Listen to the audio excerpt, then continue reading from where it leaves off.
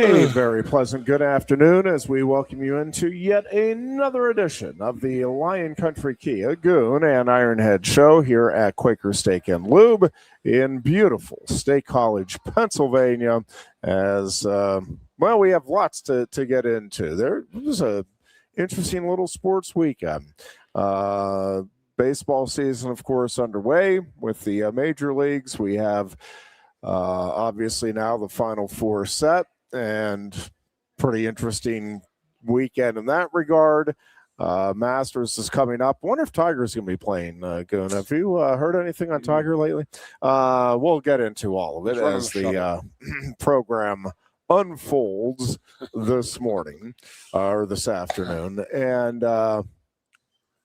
nice to have you back in person, dear Goon. My first time back in the Lube in a month. I think it's the first time we've been together in person in about a month. Absolutely. So, every now and then it works out the way it's supposed to, it turns out. This is true. Likely that I will be out for the last half hour or so of Thursday's program if the state high softball game goes off as scheduled. I'm honored to be doing their PA for all but I think one of the home games this season. So there'll be a couple of I think they're all Thursdays, a couple of days, might be a Tuesday in there, that I will be out for the last half hour so I can get over to Community Field to get ready for those games. State high softball coat that says the voice of the little Not Lionettes. Yet. It's just a matter of time, I figure. And yes, What are they called? Mitchell, the Little Lions. They are. They go with this. Okay. Yeah. Mitchell Messenbrink, of course, winning the Hodge Trophy, not a surprise to anyone. The debate had been going into the NCAA tournament whether it would be Messenbrink or Jesse Mendez of Ohio State, but Sergio Vega took care of the debate there with his win over Mendez in the finals, and so Mitchell Messenbrink wins it going away, overwhelming majority of the votes, both in the fan voting and in the overall voting for this year's Hodge Trophy. And again, just an unbelievable season for the Nittany Lions, and what Mitchell Messenbrink is doing, and the consistency with which he is doing it throughout his career now is, we're well into legendary stuff. You don't want to get too far ahead of things, but if he does go undefeated next season, then again, that's a big if. There's, we don't even know for sure what weight he's wrestling at, who else will be there, all of those things. But if he does, he certainly will have an opportunity to go down as one of the all-time greats. The debate will be, because his only loss would be by 1 point to a two-time NCAA champion in about where he, no question, lost track of the scoring. And again, that's on him and the Penn State coaches, and they'll tell you that. But that's the difference between being the next Cael Sanderson and an undefeated 4-year for NCAA title career and not. And again, we'll see how next season plays out. I don't want to get too far ahead of ourselves. And, it's a different type of pressure that senior year. Right? Mitchell seems uniquely equipped to handle the pressure that comes with that. But it's different. I think about what we talked about on Thursday. And that's how much you talked to David Taylor about how, your career, where it runs on, all these things start catching up. But I don't see Mitchell on any kind of knee braces or anything. He doesn't seem to really get banged up. No, there's, some of it is luck and just body type, but a lot of it obviously is the way he prepares himself, the way he takes care of his body. And the way he listens, quite frankly, to the rest of the staff. I mean, he does what Michael Schroeder, the strength and conditioning coach, asks him to do. He does what Dan Monthly tells him to do. If he does have an issue, hey, let's address it. And so he stays on top of stuff too, which is an important component to being able to get through the grueling season that is a college wrestling season. So if he does, I know, again, you're saying we're not going to talk about that. You don't want to talk about it, obviously. No. How many two-timers have there been? Like, Hodges. How many two-time Hodge winners? I mean, I know David was one. Yeah, Cale was a three-timer, and David two. Zane was a two-timer. Oh, Zane so he'd two? be the third Penn Stater. Trying to think now. The Gable, Smith. Well, they didn't. So the Hodge Trophy didn't come about until 95, 94, somewhere in that neighborhood. TJ Jaworski of North Carolina was the first winner who beat Kerry Colat in the finals. So who was I seeing? I'm sorry, but there was a guy who won the Hodge who just went through a sickness bout, like a real bad one. He had an Ben Askren with his lungs. And, yeah. And they were showing that during the event, during the title finals, and it was like, unbelievably it was scary unbelievable stuff. What they were showing, how bad he was, and physically how bad he was. No, he's been just such he looks great. Incredible asset to the sport, ambassador for the sport, does a great job of helping train a lot of the young superstars, including Mitchell Nessenbrink. So, amazing. And great to see him back and so they were talking during the show, the weekend. And they were saying that Dan Hodge, they said his grip in his hands were so strong that he would just grab an apple and he could crush an apple. And I was like, so funny story about that. So he came up and he actually presented Zane Rutherford with the Hodge at the wrestling banquet Zane's senior year, and they both crushed an apple in one hand. It is, try it sometime. It is, that's an impressive feat. It speaks to your strength and hand grip. There's Dave Robinson obviously on TV up there. He was here this past weekend. Was he? Yeah, he was up here. I'm going to tell you a power play he made. So, and Coach Campbell has invited all the lettermen back here. So the 60s, 70s, and 80s guys were invited back last week. So I went up there. I told Coach, I said, listen, I was the mascot of this team. I was a little 10-year-old kid running around. So, Dave Robinson from the Green Bay Packers there, pre-Joe Paterno, by the way. Yeah. He played for Rip, but he showed up in his yellow Hall of Fame jersey. Love it. Yeah, you may as well just lay it on the table when you're doing that. I mean, that's just a big old power play right there. Like, I'll tell you what. He goes, I played 3 positions here. I'm in the College Football Hall of Fame. I had 3 different numbers. And he goes, I played tight end. I got in the Hall of Fame, and I went to the Packers, and I was a linebacker. I'm in the NFL Hall of Fame as a linebacker. So, talked to him years ago when Marco Rivera got put in the Green Bay Packer Hall of Fame. So, I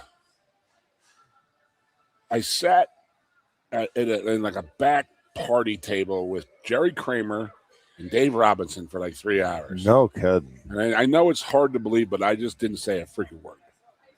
I just sat there and listened. Yeah. And it was absolutely amazing.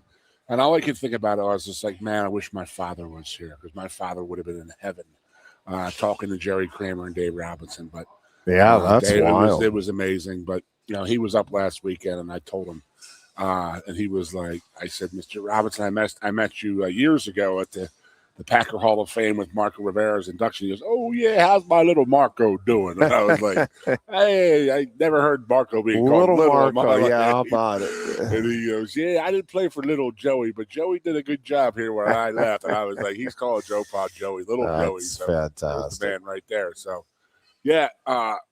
I just cut you off with all the rest of it. I saw No, it out I of the corner love of it. my eye. So No, I didn't. they had Chuck That's great. Fusina, Blackledge, DJ Dozier, and Dave Robinson on like a question and answer period. I saw okay. I didn't. I missed completely the context. I saw a clip of Dozier, and I'm like, oh, that's cool. But I so all those guys were in last weekend, and about 70 guys showed up and this and that. It was a quick notice, but he's doing this weekend is the 1990s, so it's Easter weekend, so that's tough. So there's not a ton of guys go back, but I know about 10 or 15 that are my friends that are coming back. I know that Kyle's coming in, Kijana's coming in, Kerry Collins is coming in. And it's just going to be like they're in Friday. We go to have a nice little like what they did is we went to the football lounge, the Letterman's Club Lounge, excuse me, up in the stadium, and we had the food was donated by the Happy Valley Live, and they went up there. They had pizza, and the current team was there, and they just sat back, and then all the players introduced themselves, where they were from, what they majored, and all this stuff, and. Just, like I came here, and I had this record, I had that record, and, saying, hey, you guys are part of the brotherhood and this and that. I'm not going to say that we all felt like we weren't really part of the last 10 or 15 years since Joe left, but, recently it was always like, what are we doing as Letterman and stuff like that. So Coach Campbell, I'm telling you, and somebody called him Matt. I said, I don't know what he wants to be called yet, so I will call him Coach until he says, no, call me Matt. But I sat down with him for like 10 minutes, and I'm not, Jeff, I can't tell you. I got goosebumps thinking about it, just how interested and genuinely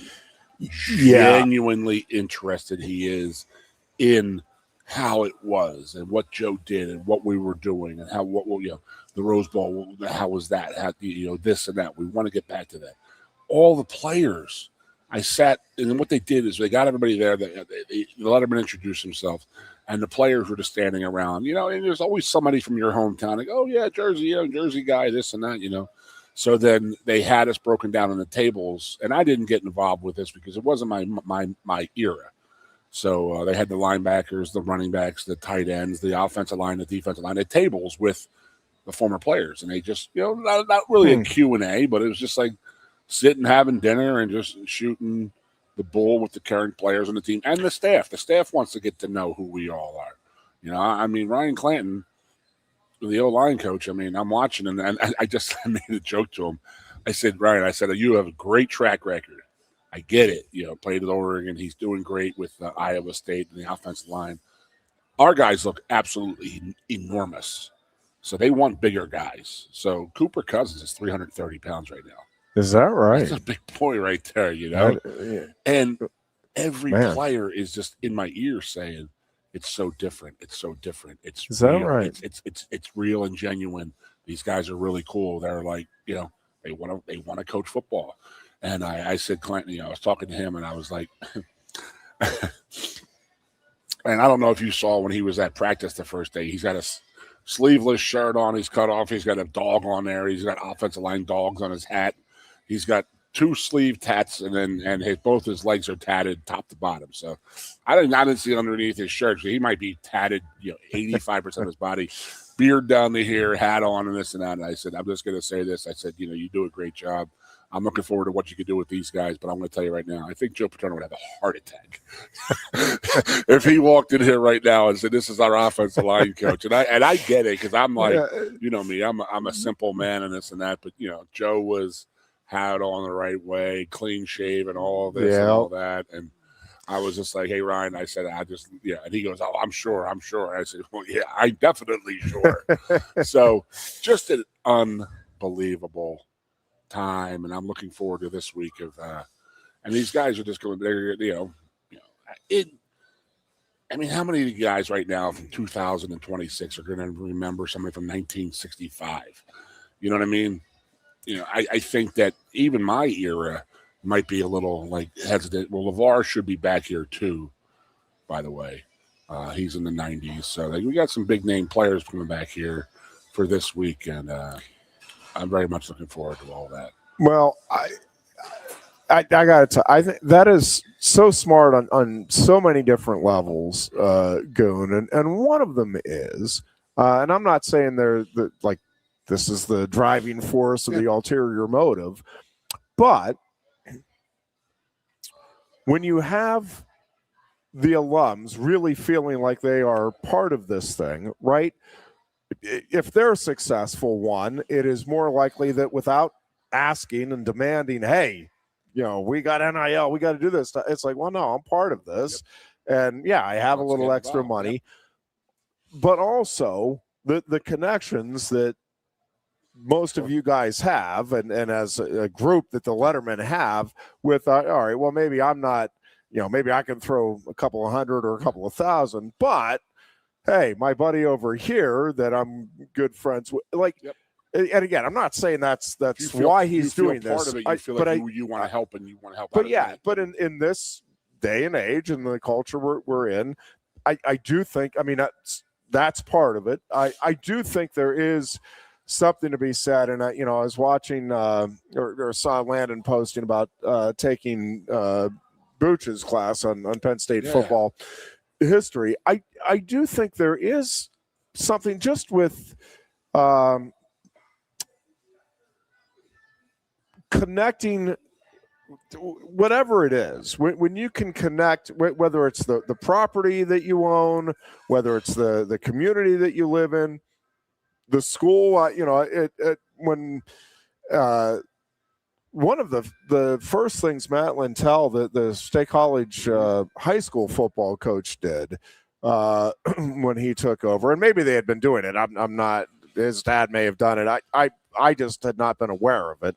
But they have a night where they bring back, and that's actually where I first met Matt Rule. I mean, obviously knew who he was and was following his career, but he came back. This was when he was at Temple for one of them, and I went up. There was a bunch of us, and but I do think for the kids that are in the program, right? And we've talked about this with the wrestling program, and I just think when you look at successful organizations, whether the Steelers, the Phillies, all of these organizations and businesses, same thing. Like you're smart to bring back people that have a big name in the industry that were part of your organization at some point. Because it does, for the people that are there now, it does create that sense of, oh, you know what, this is bigger than me, and I am playing. Yeah, I want the playing time. I want a little bit of glory myself. But what you hope this fosters is, hey, I also, I want to uphold what these guys have done, and I don't want to disappoint the folks that that's came how I felt from behind me. Totally how I felt when I played here. Yeah, I think that is. So the gauntlet. I think it helps create that sense of gratitude that, hey, you know what, I'm part of something special here. Nick Dawkins last year, we got to know him pretty well the last couple of years, and we know there was a horrible season this past year, and nothing really went right for anybody. But when we were talking in the preseason that that offensive line could have been the best offensive line they've had since we were playing. And I remember sitting down with Nick, and he was like, "Yeah, what did you guys do?" And this and that. And I said, "Well, it was always, we always shot for 250, 300 yards passing, and 200 yards rushing, and no sacks. That was our goal every game, and that's what And I didn't want to give up a sack. Give up a sack, you look down in the air, Marco, Jeff, Bucky, and Andre, you're like, sorry, and everybody gets beat. I get it. You know what I mean? But, and then I was telling Doc last year, I said, well, we gave up 3 sacks in 12 games. And he's like, what? Yeah. What? That is. And I said, nuts. Yeah. And I said, oh, yeah. I said, the best part about, I think, the most underappreciated aspect of the 94 team was we punted 23 times. Yeah. The whole year. 23 punts the whole year. It's bonkers. So, yeah, exactly. So, Nick last year was talking, is that offense line, and obviously they didn't perform the way they wanted to, but in the preseason they were talking about it, and they were shooting for that. They wanted to be better than us. They wanted to have, that's just human nature. Like, I want to be better than the guys that I played with when I was younger, the older guys, and then but I had my brother's teams. I wanted to be better than those teams, and that's a pretty high standard to have with the 85 and the 86 team. I mean, I was sitting in the group. I think Tony Rojas was with me, and there's a couple other guys, and let me think who was up there. Dan Morgan was there, and Bobby White. And there was 13 guys on the 86 team that came in on the 82 team.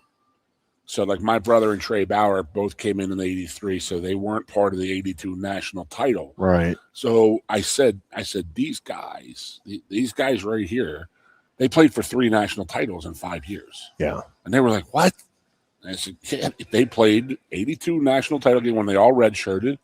They lost in 85 to Brian Bosworth and then Tony Casillas and that Oklahoma team, Keith Jackson. Yeah. And I said, and they beat Miami in the 86 national title game. And they were like, really? And I'm like, how the hell don't you know this, first of all? Like, that's a little upsetting to me. Well, like, yeah, although I will say, like, it is it is funny the tricks your mind can play on you in terms of time. And I mean, I'm with you. Like, if you're going to school, learn the history, but at the same time, I mean, if you haven't lived the history, like, you don't have the same appreciation. Like, I mean, I like to think I appreciate Willie Mays and all he did. I have no memory of him playing the game. I've seen, obviously, video footage and stuff, but it's different. Like, my grandfather obviously did, and I remember talking to him, and he's like, oh my God, like, it was poetry in motion. And they, same thing with Clemente. But so, yes, I mean, you'd like to think you'd know that stuff, but yeah, the things that every now and then you'll get those quizzes or whatever, and it's like, when was the last year Seinfeld was on the air? Like, that's got to be like 10 years ago now. Yeah, we're like 30, 35. It's like, I mean, I don't know.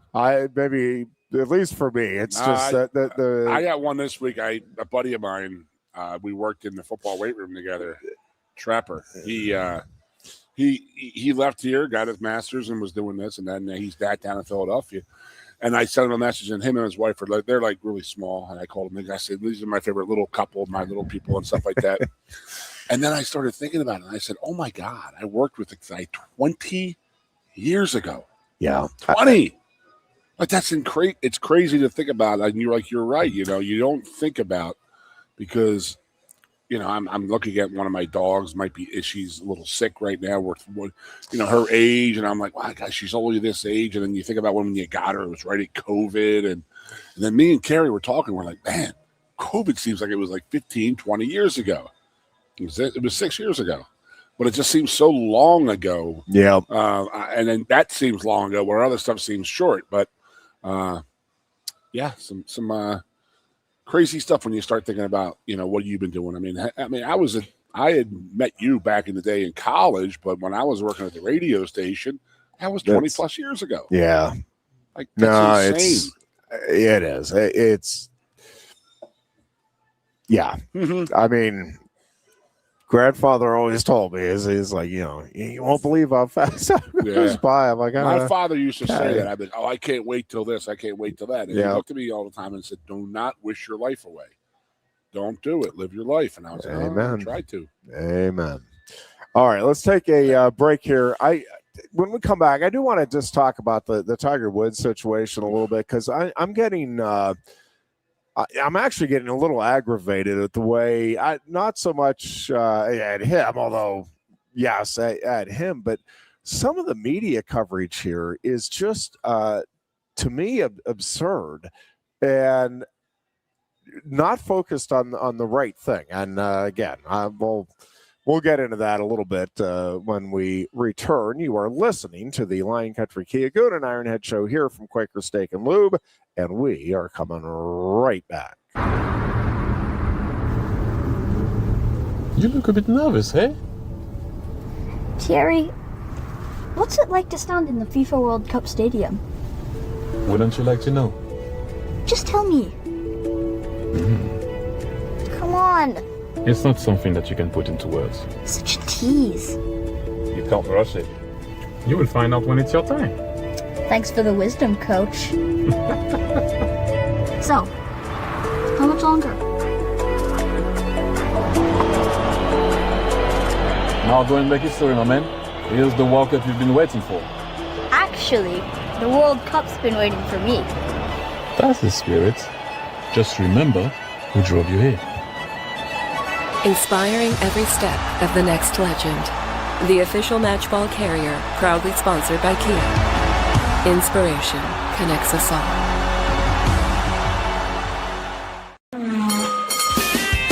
If you love wings, if you love rings, and all kinds of other tempting things, great times, great food, get to Quaker Steak Lube. Get our Best Wings USA signature sauces, mouth-watering appetizers, or any of our delicious award-winning lube favorites.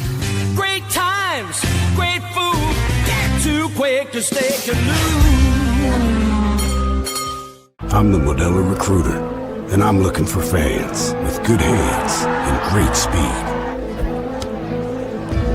The ones who stay focused and never miss a play. They go the distance on game day, even when their team is away. I'm always watching, always looking to reward more full-time fans. Because football isn't really football without you. Lusk & Associates Sotheby's International Realty proudly presents the introduction of our new State College office at 314 South Borough Street in State College. At Sotheby's International Realty, we advertise locally, nationally, and internationally, bringing the best of advertising and promotion to each and every one of our properties, big or small. Call now. A lot has changed about State College. One thing that hasn't is W.C. Clark's Coffee Roasters on 234 East Calder Way. 30 different varieties of specialty coffee beans sourced from over 25 countries and roasted with love each morning in Happy Valley for over 45 years.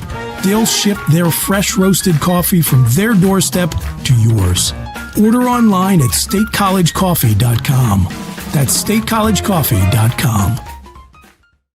Hi, welcome to Timberland Federal Credit Union, a financial cooperative for its members, tracing all the way back to 1973. Experience Timberland Federal Credit Union, where you're greeted with a smile and financial solutions are tailored to your unique life journey. Here, we're not just financial professionals, we're your neighbors, people invested in your financial needs, literacy, and empowerment. Your dreams matter to us, whether they're about buying a home, growing a nest egg, or embarking on new adventures. TFCU draws from the past and invests in the future, offering modern tools like online banking to give you the freedom to manage your money practically anytime. Additionally, we're passionate about giving back both time and resources because enhancing our community is at the core of why we're here. Visit TFCU in person or online to learn more about our services and apply for a membership today. WFXX, once again, the Fox, Your sports radio. Broadcasting live, loud and proud from Central PA's Sports Authority, WFXS America. 98.7, the Fox State College. And back here on a, at the moment, very nice Tuesday afternoon, this last day of March. It's the Lion Country Kia Goon and Ironhead show. And I do want to get into the Tiger Woods saga just because I am fascinated by the way it is largely being covered. I won't say everybody everywhere, but man, the sympathy that is going to Tiger Woods is, to me, crazy.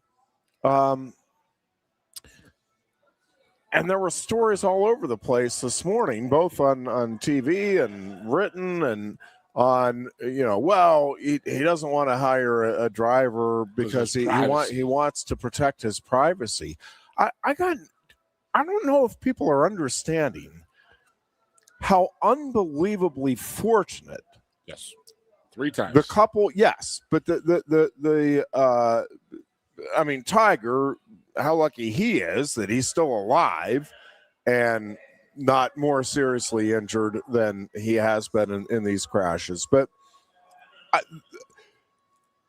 I get it. He's in pain. Nobody is saying that he shouldn't be on painkillers.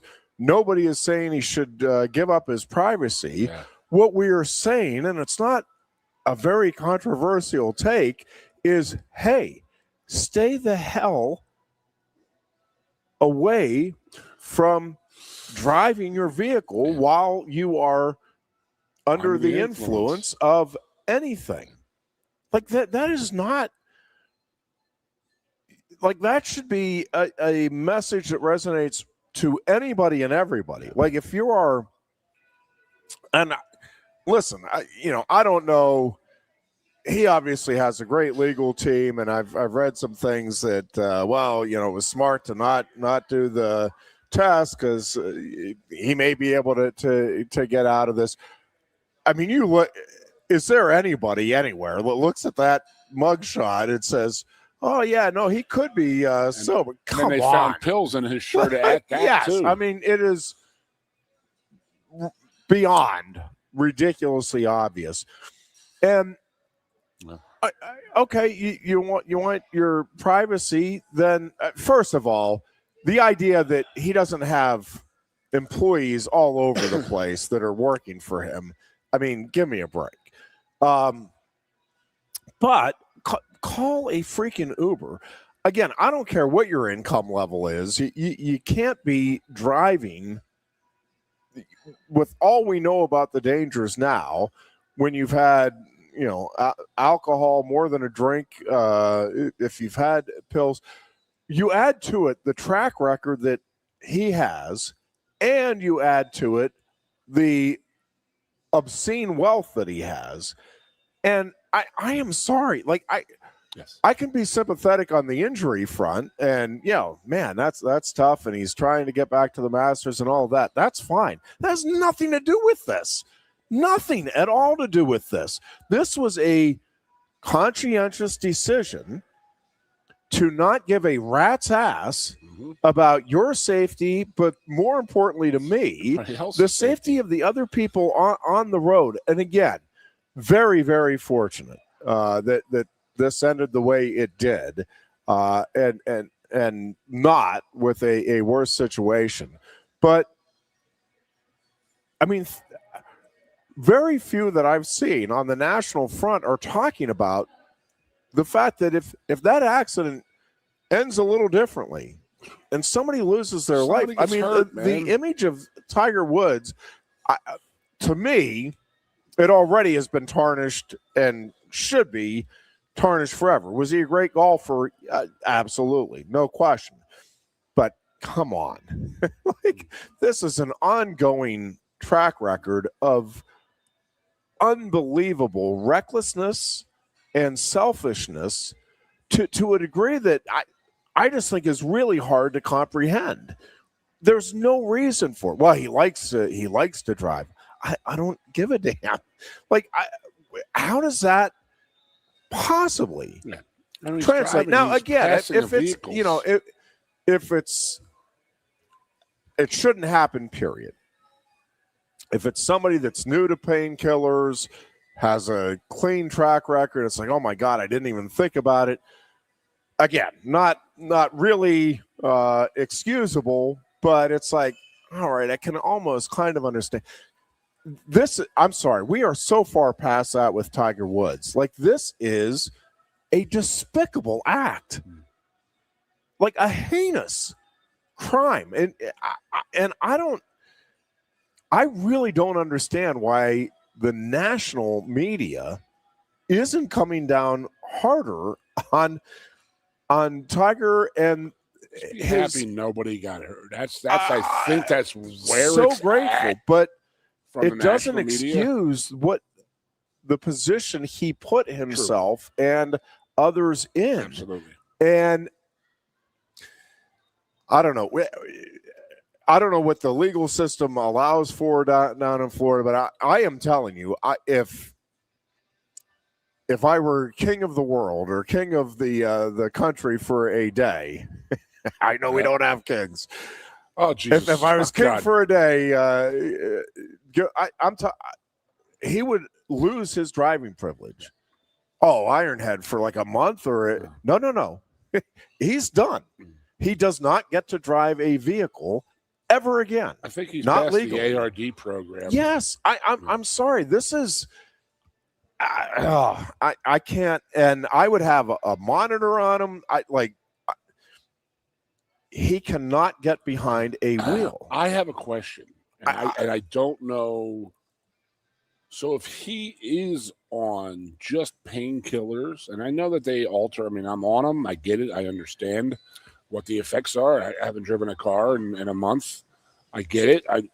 So my thing is that like, how do you detect that on a breathalyzer? I know he refused. You don't. The I mean, that's why that doesn't show up. So none of that. Well, no, he didn't refuse the breathalyzer. He did the breathalyzer. He refused to get the blood drawn because he knew. I thought they took the blood no matter what it was going to show. No, but you get arrested for refusing. Yeah, like that is so basically an admission of he did guilt. The but 0-0, yeah, no crap, because you're on right. 10 And they, I mean, from the get go, the DUI officer said you're on not alcohol. Like we can tell it's not alcohol, but like you are impaired to a remarkable degree. And again, you can see it in his picture. It's like, oh God, eyes are bloodshot, like, dilated. come on. And dilated, even if it was a situation where he lost judgment because of the I'm sorry, again, with the cadre of people he has around him, like you've got to, at this point of your life, and actually a long time ago on, you need to hire somebody that say, hey, nope, I got you. I'll drive you. I mean, how about a bodyguard? A bodyguard he who's has say, to like, have. hey, right? It just, I'm sorry. To me, inexcusable is putting it mildly. I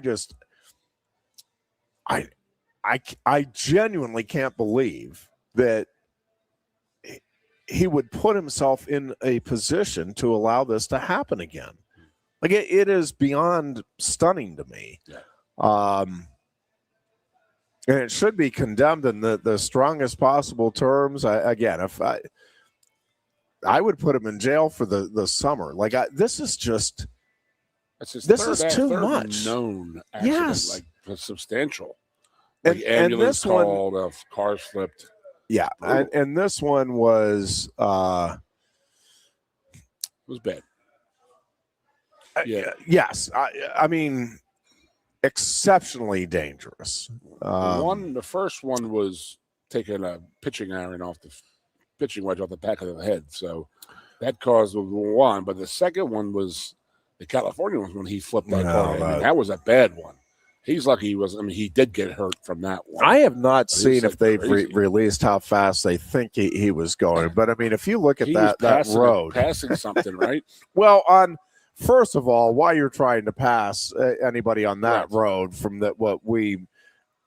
come on, that's. And then he says he's looking down while he's doing that. Well, you don't.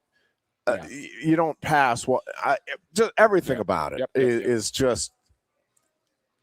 Unbelievably bad decision making, followed by unbelievably bad decision making, and to me, I just don't think he has suffered serious enough consequences.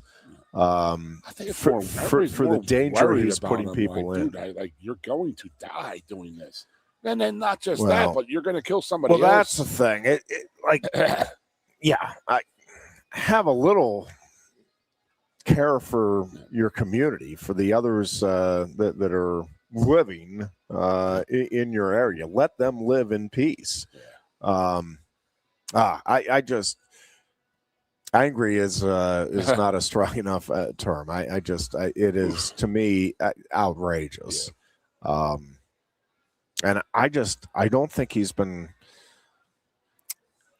I've read a couple of articles that are more condemning, but man, a lot of the stuff as well, he really doesn't. He wants to protect his privacy, and he really he likes to drive, and he's just in a lot of pain.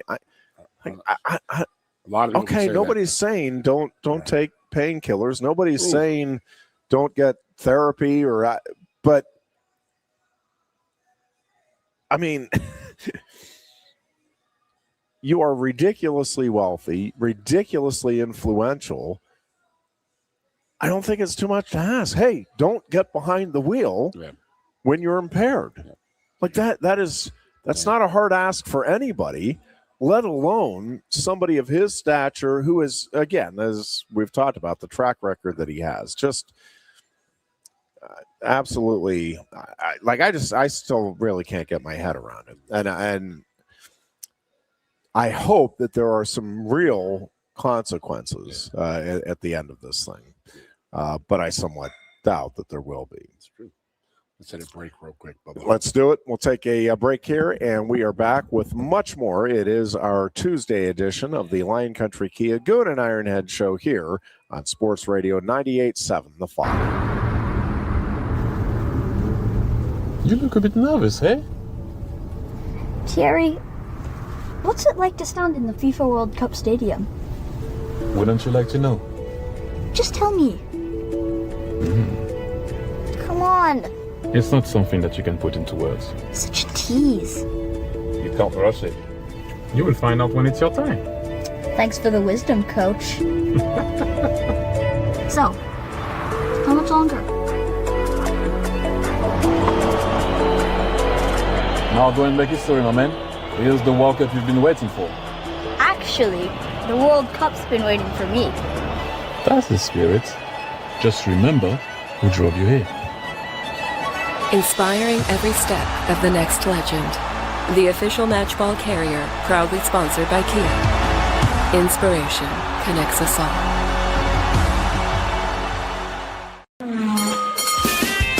If you love wings, if you love rings, and all kinds of other tempting things, great times, great food, get to Quaker Steak Lube. Get our Best Wings USA signature sauces, mouth-watering appetizers, or any of our delicious award-winning lube favorites.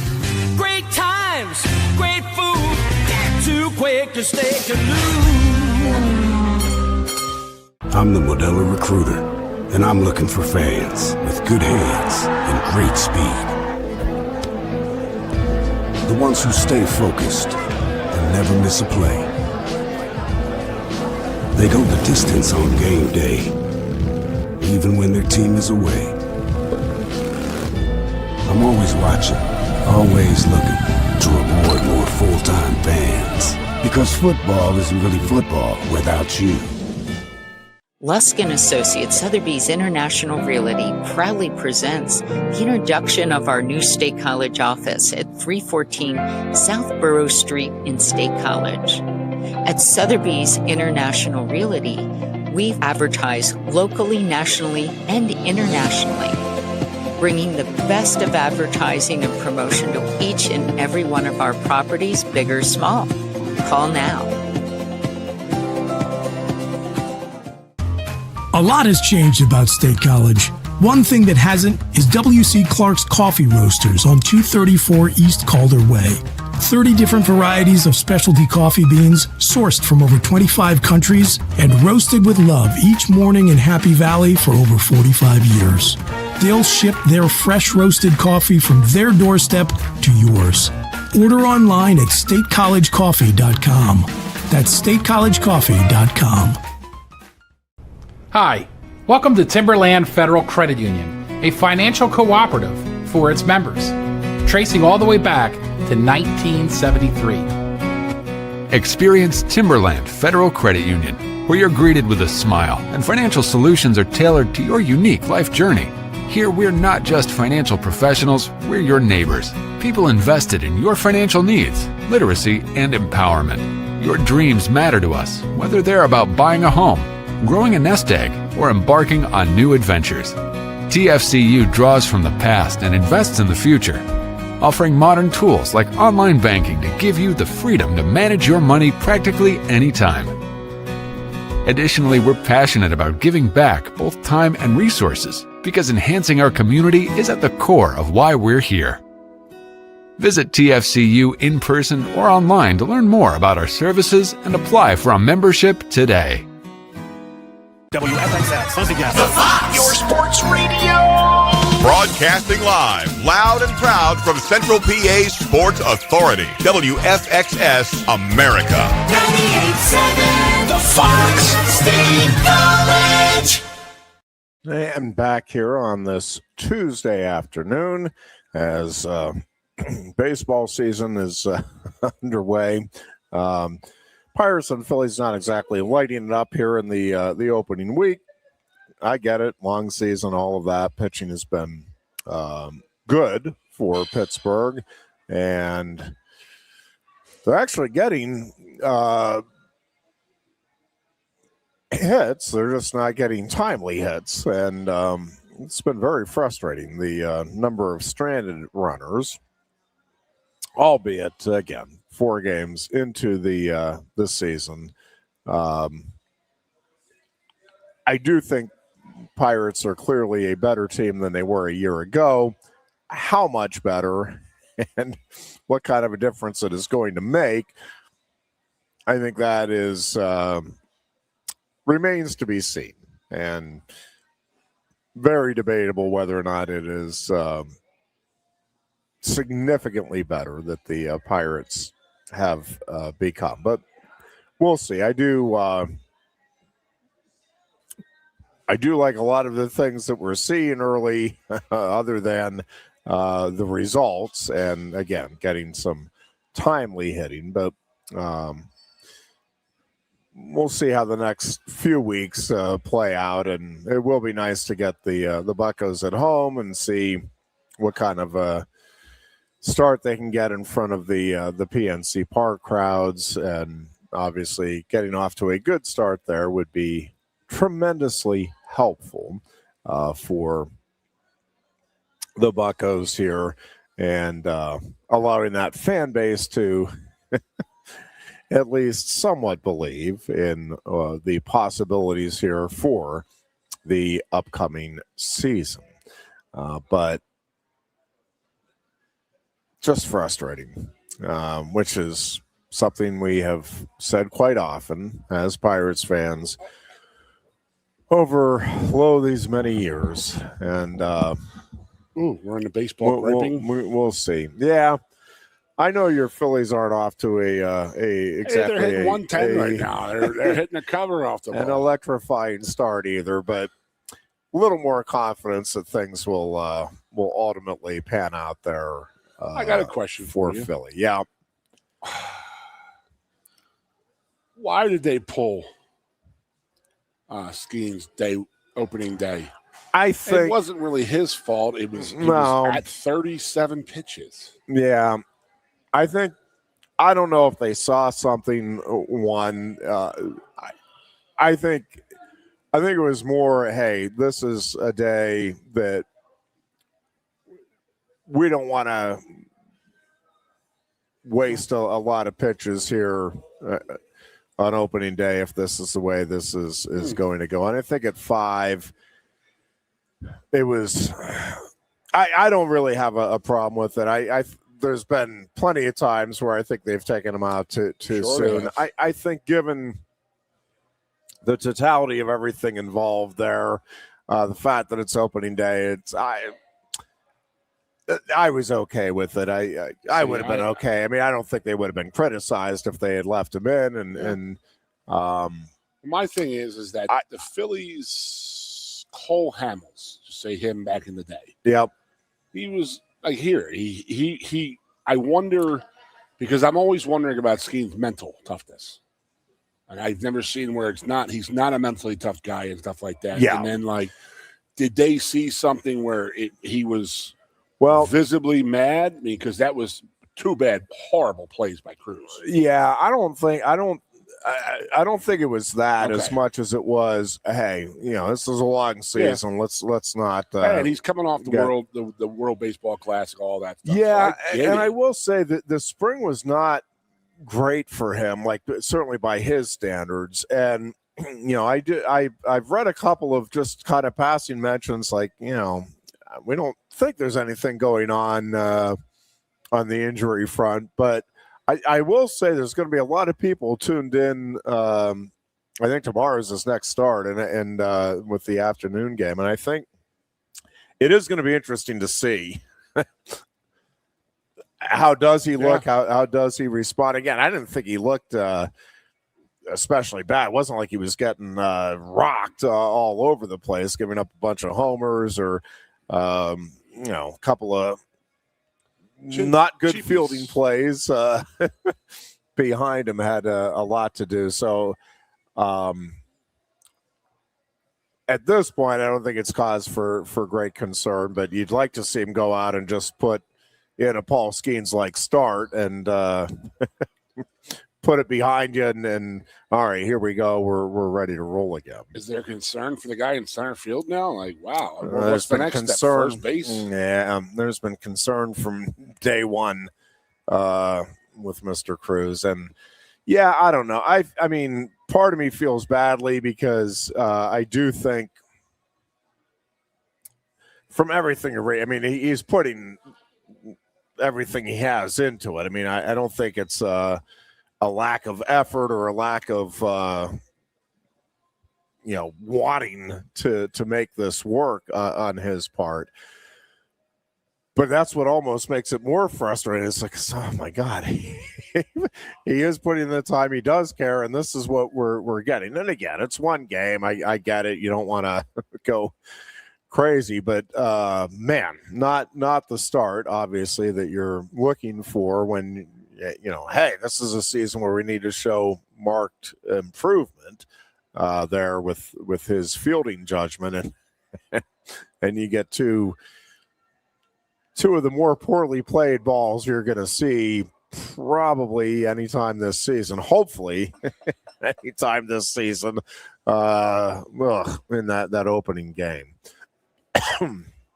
Excuse me. When does the NCAA wrestling portal open? And are there any Penn State wrestlers projected to enter? Skeens will look to reduce 6.750 ERA tomorrow against the Reds at 12:40. Yeah, I think that ERA will come down a bit for Mr. Skeens. That is kind of crazy, giving up 5 runs in 2/3 of an inning. I know it's not an error, but yeah, it was. It was yeah, balls, and I just had this discussion. It's horrible that he's the one who catches the brunt of it. Yes, I agree, and I don't know what the. I mean, that's obviously the way it's scored, but ugh. Yeah, I mean it. Yeah, there needs to be something if you're not necessarily an error, but like a big star. Hey, misplayed. Like the reason these runs scored, misplayed. Maybe not an error, but not an error really because of how badly they were misplayed. I mean, he didn't touch him, so that's the word. If he had touched them, mate, it would have been ease. Yeah, but and he didn't get anything on him. That was just sad, but. Yeah, that just stinks for Skeens, but he's going to come through it. Portal opens up on tomorrow.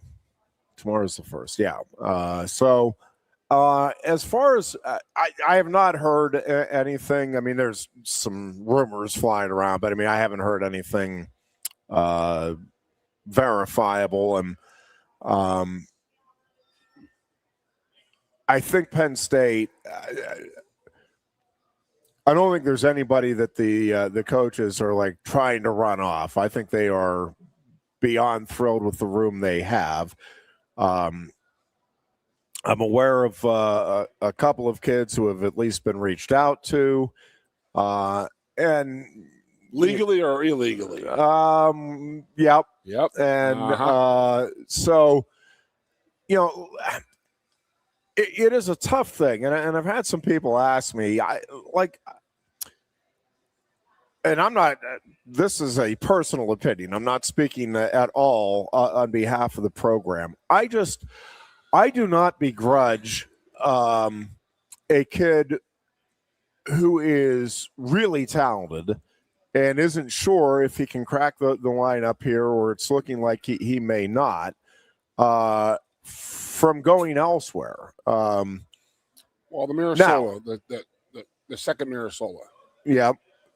I mean, they were saying during the tournament that he's one night. Well, they have a whole right? slew of kids that I mean, yeah, Connor is one of them, but I mean, Joe Seeley is again, he lost on a stalling call to PJ Duke at the Black Knight Open. I mean, again, I don't want to start naming kids because there's 10 to 12 of them that are really good and unquestionably could be starters elsewhere and very likely All-Americans, and in several cases, high-placing All-Americans. That's what they're saying at Mirasola and Bar. And I think when you look at it, again, I'm speaking for myself. I don't begrudge anybody if they want to go somewhere else and, hey, I want to see how far I can go on the podium. Maybe I can't beat Josh Barr or Tyler Kasak or whatever the case may be, but maybe I can beat most of the other guys out there. I do think so. I don't begrudge anybody that, and I don't know. I think there is also something special about being part of a history-making program, and being part of that room right now, whether you're a starter or not. I do think brings with it. Should bring with it a special sense of pride and accomplishment in and of itself. And I do think that there is value, whether you're starting or not, to getting the experience that Penn State Wrestling is providing right now. So, again, I don't have any sense if there's going to be no kids leaving, if there's going to be 8 kids leaving, if there's going to be 2 or 3. It certainly wouldn't surprise me if it would surprise me if there were a slew of kids that left. It would not surprise me if there's a couple or a few, just, again, because of the caliber of wrestler they are and how crowded that room is right now, how tough it is to crack that starting lineup. I mean, pretty much you have to be a national title contender to have a chance. And again, I would, off the top of my head, I would say there's at least 4 guys who I would say are national title contenders in my mind next season that won't be able to be in the starting lineup.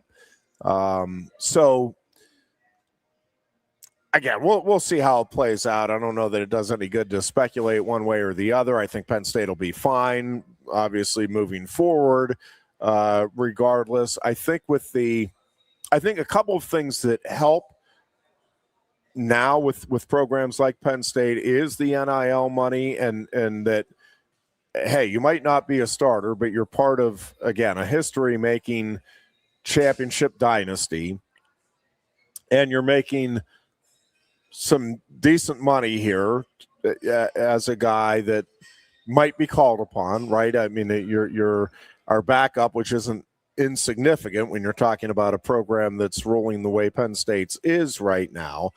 And so I do think the NIL component helps Penn State in that I think there's only a handful of schools that most of these guys would really consider going to, because even at places where they might be the star, well, not just the starter, the star of the program, saying, yeah, but I'm not going to be making what I'm making here and not getting the connections above and beyond college that I'm getting here, and all of those things that come into play. So again, we'll see how it plays out. I'm not I don't think fans should be overly concerned one way or the other of how this plays out. Were you looking at anybody you think? So I don't think I don't know. Yeah. I don't think I think Penn State's at a spot now where, like, I don't think they're going out and actively seeking to get transfers to come in. I also think if there is a high-profile kid that is like, hey, I really want to come and be part of this program, and I think I can be your starter at X weight class, and I think I'm better than the guy you have there, yeah, I think Kale's going to, all right, well, let's talk, and, you know, let's learn a little bit more about what's really motivating you. Are you here because you want to be the best you can be, or are you, driven by, hey, I want to get a bigger paycheck or whatever it may be. But, Kale's obligation, and any head coach's obligation, is to the program. Now, obviously, if you're a kid in the program, you're also invested in the kid and in the family themselves. But if you have a chance to upgrade your program, you don't say no because I really like the kid we have here. If you have somebody that's wanting to come in that has the potential to make your program overall better, no matter how good your program is, like as a coach, it would be a dereliction of duty to not, hey, yeah, we'll talk to you, right? Like if you have a star quarterback on your football team, but you have the biggest star out there that calls up and says, hey, I'd like a shot. Well, you as the head coach, you don't say, no, sorry, we have a guy that we like, right? Like you have the discussion, because if, you have the fifth best quarterback in the country, but you have a chance to have the best quarterback or any position. Again, your job is to make your program the best it can be. Now, you want to do that the quote unquote right way. You want to be honest and straightforward with kids and all of those things. But at the end of the day, yeah, you're trying to make your program the best it can be. And if you have somebody that's reaching out, but I don't think Penn State is going out and seeking anybody. I think I know they love the room they have. They love the kids that are coming in. I think they have right now with the 30 scholarships, the balance that they want and are looking for. So again, I don't think there's any attempt to get anybody out of that room right now. Could there be a couple of kids that leave? Sure. And then again, you may make a couple of calls and, hey, we have, a spot that opened up. You can compete for a starting job here or there. I don't think there's any job where right now with Penn State where you'd be like, hey, yeah, if you come here, you'll be the starter. Because right now, the way that lineup looks next year, I think you have all 10 weight classes where there's at least one individual that could be in the title mix next year. Which is a pretty ridiculous place to be. Yeah, it's not a bad thing, winning 5 in a row and then all of a sudden, you're still. Yeah, but I mean, it's good to be the king, man. Good to be the king. That it is. We'll take a timeout here. Be back with much more in our second hour. It's the Lion Country Kia Goon and Ironhead show here from Quaker Steak and Lube. You look a bit nervous, hey? Terry, what's it like to stand in the FIFA World Cup stadium? Wouldn't you like to know? Just tell me. Come on. It's not something that you can put into words. Such a tease. You can't rush it. You will find out when it's your time. Thanks for the wisdom, Coach.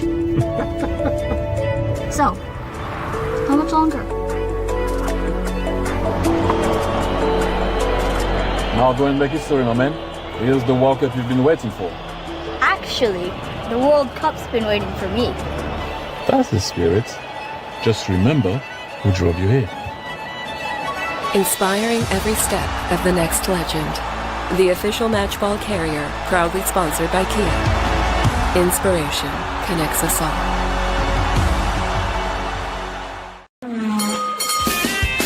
If you love wings, if you love rings, and all kinds of other tempting things, great times, great food, get to Quaker Steak Lube. Get our Best Wings USA signature sauces, mouth-watering appetizers, or any of our delicious award-winning lube favorites.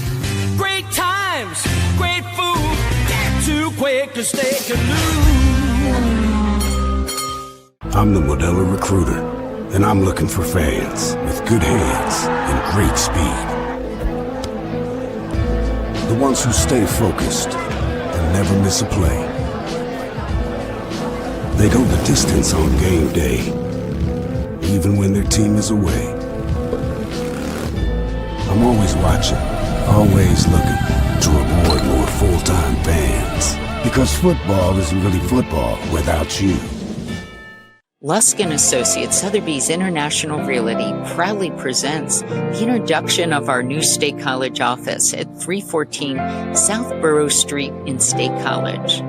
At Sotheby's International Realty, we advertise locally, nationally, and internationally, bringing the best of advertising and promotion to each and every one of our properties, big or small. Call now.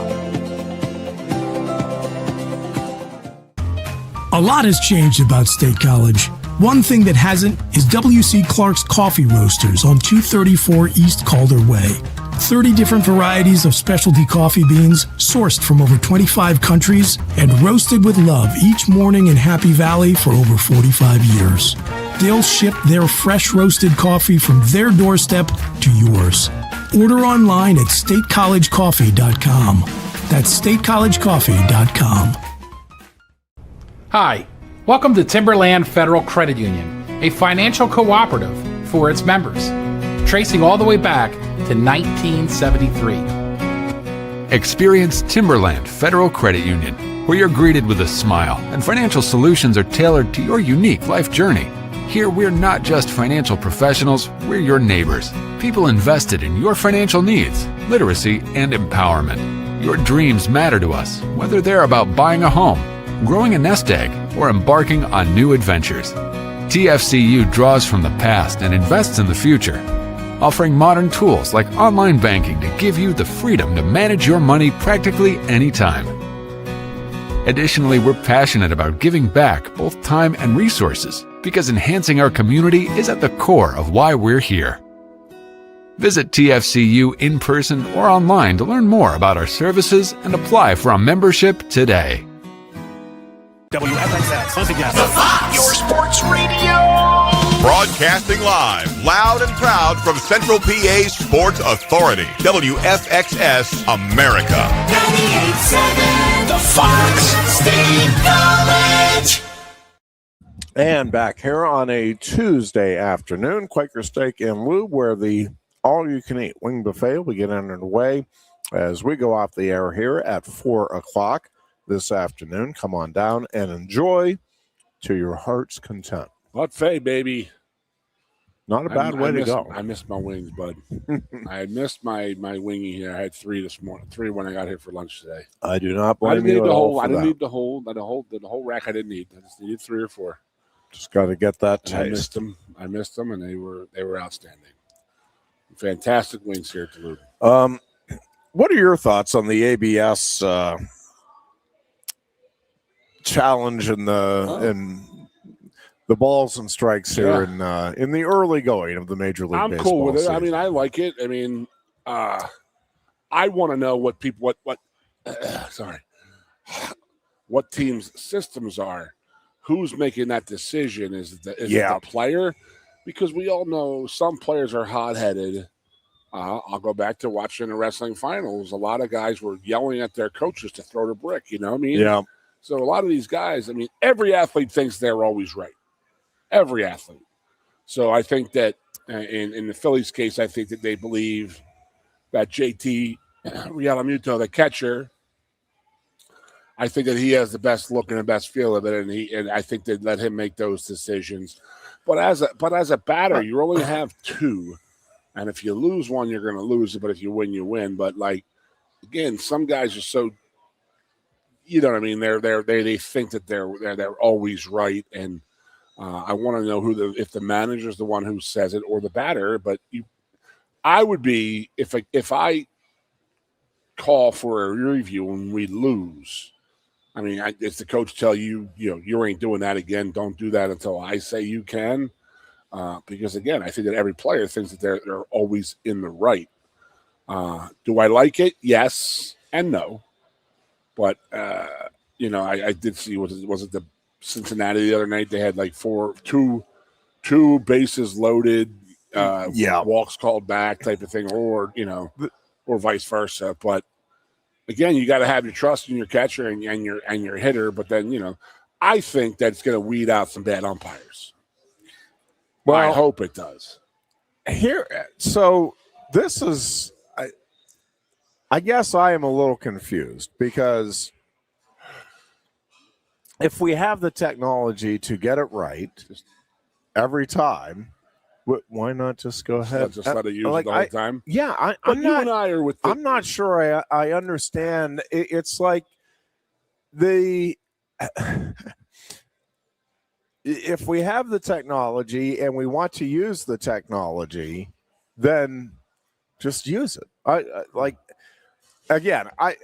am a fan of just the strike zone, and you got to adjust, and calls are part of the game. But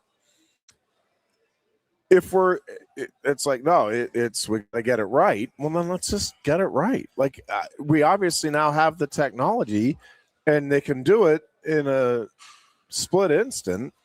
So I understand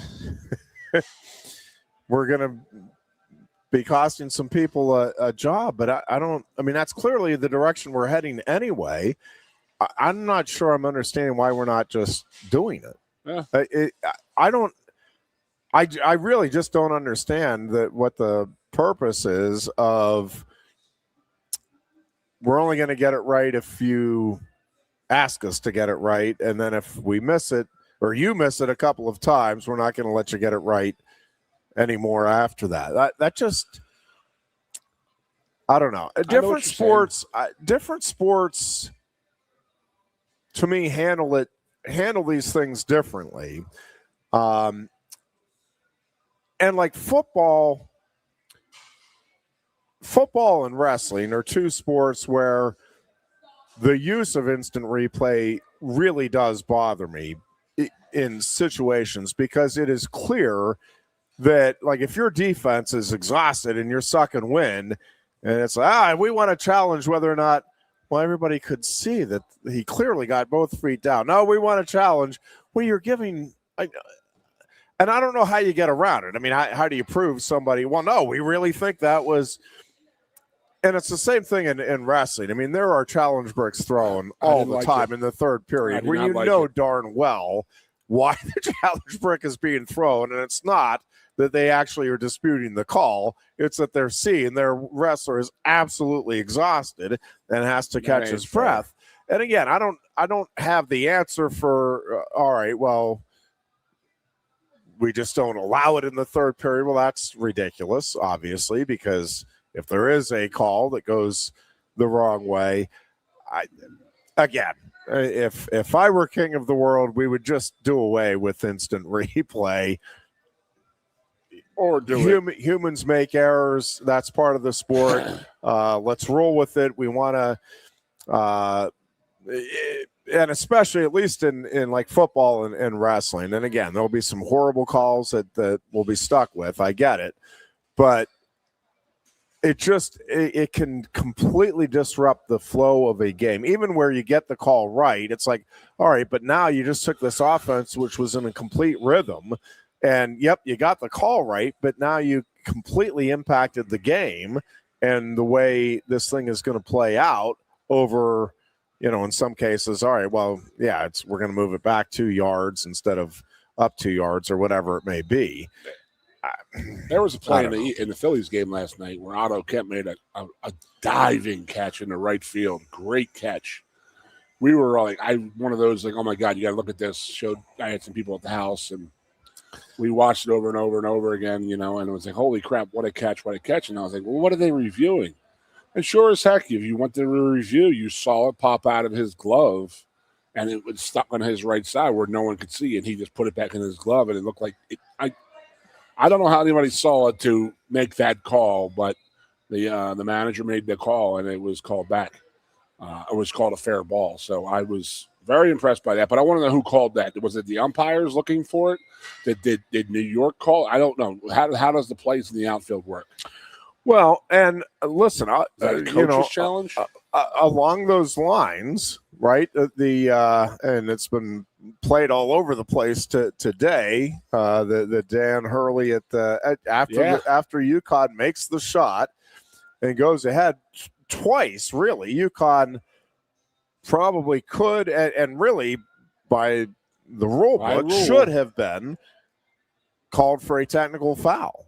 Player on the court, and then Dan Hurley, gets right in the face. That was a and visible touch. Touches the official with his forehead.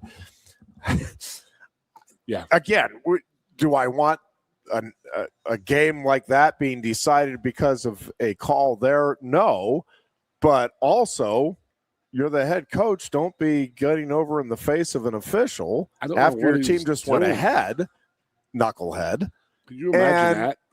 And I mean, the players are told how many times you can't go on the court.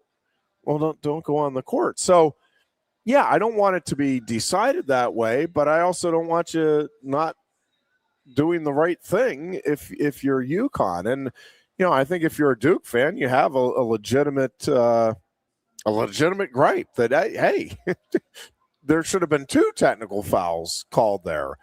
At least call one of them, and let's see what happens. Agreed. That's going to be a shot we're going to see a lot of years for Ironhead. Yeah, we're going to see that shot for a lot of years on replays. No question. The history of the game, great shots. It was on. I mean, everything about that was amazing. I mean, the comeback throughout the second half was incredible. The fact that Duke didn't just try to hold the ball, just run out the clock, and then, I mean, Connecticut, the number of turnovers, I forget what it ended up being that second half, but I mean, it was unbelievable. Their points off of turnovers then, but the whole way that sequence from. I would argue poor decision-making by Duke, but then even with that, still a remarkable effort to get the ball deflected, then to gather the ball, then to get the pass and get it back. Like, that whole sequence is madness, to borrow the term, but it really is. And it is one of those things that makes it's now going to be forever legendary for UConn, forever heartbreaking for Duke, and for the average fan. It's one of those moments that you're always going to remember. Oh my gosh, that was just a crazy way to finish a crazy game, and it gave UConn their second lead of the game. They led it 2-0. And then they led for the final 0.4 seconds of the contest. That was it. Everything else was Duke, but they had more on the scoreboard when it mattered. That whole game was just absolutely wild, and that finish obviously spectacular. And if they had called the tech foul, again, UConn fans would be griping, and we'd be debating whether or not, hey, do we really need to call a technical foul there? But it also would have been the right call. Like, I mean, there's no question. What he was trying to get out of that referee that he did that to him. I don't know if there was. It just is a really weird. But even, I mean, the player on the court thing is. Again, and you can understand the play. You're not sure. I think for a split moment you think the game's over, but again, you gotta know the situation, and I don't know. It's we get into these discussions about, hey, I think what most fans really do want is the game to be called the same way from start to finish. And if it's a foul at one point, it's a foul at another point. If it's something that you're going to call the penalty on, what gets frustrating is when you're not sure. And we're seeing it now in the NHL with the Penguins fans for sure are seeing it with this goaltender interference and what is or isn't. And we've had, I think, some clear, that's the definition of goaltender interference. And then we get the replay officials, nope, goal stands. It's like, well, what? Okay. Did we not see the same thing? Yeah, the hockey thing's a little weird. I don't know. Yeah. It's very subjective. And, to some degree, all sports, and that's why, I don't know, the strike zone thing in baseball is I guess a good discussion point. I don't mind it varying from umpire to umpire or game to game. I get it's supposed to be what it is, shoulders to knees and all of that, but to me, that is part of the game. Is all right, well, we got to adjust because we know today this is going this way. It does change the game, maybe for the better.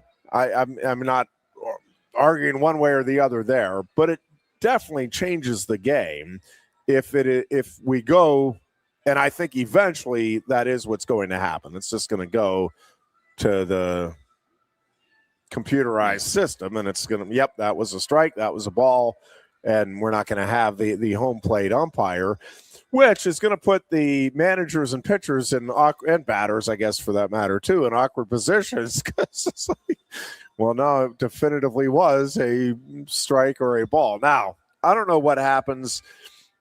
What if you get malfunctioning equipment? I mean, somewhere along the way, that's bound to occur, right? Like they do it at the event. They don't go up to New York. Like hockey goes to New York. Yeah, I don't know.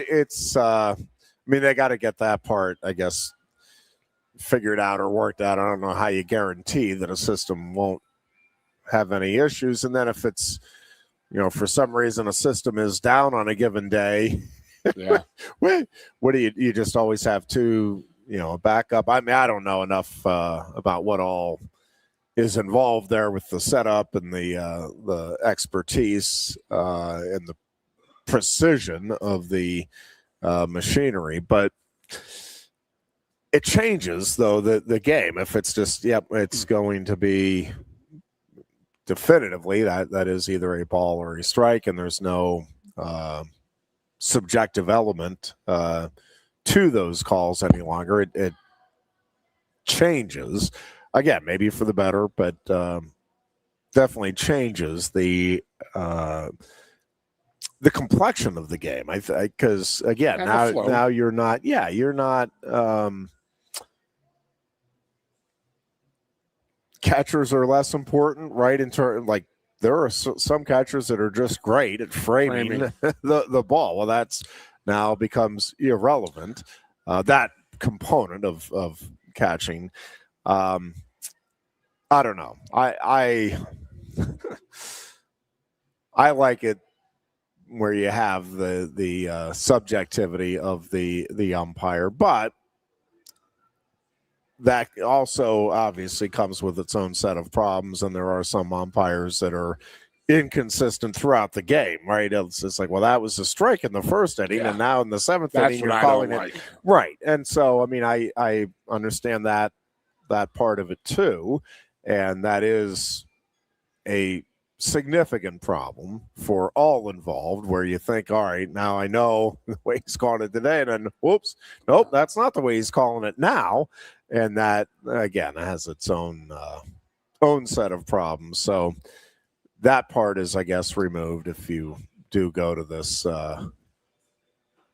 as the system that is used. I don't know. I will be one of those that misses the the umpires and having that element of the game as part of the experience for all involved. But again, if at the end of the day your objective is, man, we got to get it right, you're going to get it right with going to that system. Yeah, but I go back to what you said, like, just keep it fair the whole game, keep it the same the whole game. But I always talk about the Rams Bengals Super Bowl. I always go back to that one where 3 quarters they let the guys play, and then in the 4th quarter they called every ticky-tack pass interference on the last 2 drives of the game of which the Rams scored, and they gave them. Well, and you see it in hockey too, where they're letting you play sometimes for the first couple of periods. No, and then all of a sudden in the 3rd period, it's like, oh, that penalty there, or the other way around, where they're calling penalties, and now all of a sudden in the 3rd period, they're like, we're putting the whistle away. It's like, well, come on. The hockey thing has always got me was, I'll watch the Penguins Flyers, and I'll text like my buddies. And I'd be like, well, they're going to make this one up in the 3rd period. It's like if the Penguins have 4 power plays and the Flyers don't have any, you watch in the 3rd period, it somehow always catches up. And that drives me nuts. No, I'm with you. Nuts. Not right. Call it the same way all the time. It is, yes, it is not. And if, there are games, coaches, football and hockey coaches especially will, point out a discrepancy at the end. Oh, really? We had, sometimes, it can be that, the officials were calling it more one-sided, but there are games where, your guys were holding, like really holding on every play, and the other team wasn't. That does happen. Or interference calls go one way. There are games where it's like, my God, that team was just nonstop with a particular penalty. You don't need to even that out. That's just, they were. They're hanging on. They're not as quick as other teams. They're going to hold, clutch, and grab. Yeah, and I'm with you. And I hate the fact that they do that with other teams. And they catch up on the penalties. And it's like, that's not, whatever. That's one of those things in hockey you wish you could change. Yes. But baseball, very similar. I don't know.